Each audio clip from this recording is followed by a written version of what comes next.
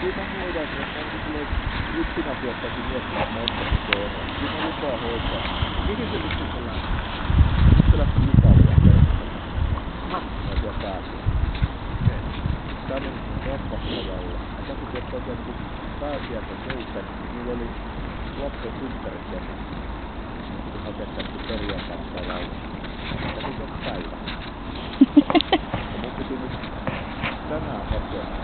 Kun aamun vietiin juottaa pois.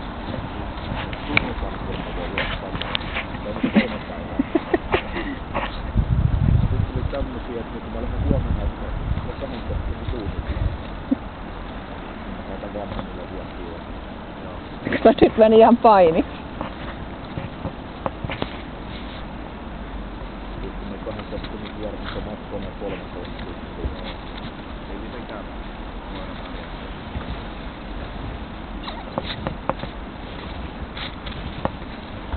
Mä kyllä ihmettelin, kun silloin kun mä olin stadissa ajamassa piiriin, niin se oli yksi muija, niin silleen, että se asui yksin ja ajoi yöpiiriin ja otti koiran perään. Mitä? Joo. Eikö niin se olisi Tolkkosenkaan Mati? Tai mistä sä tiedät? Mä kuulun vaan juttuja.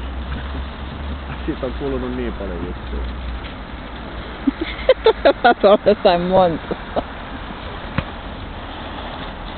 Pitkin. Pitkin.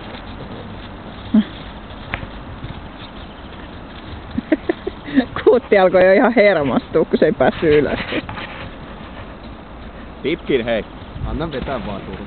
Se tekee sille ihan hyvää.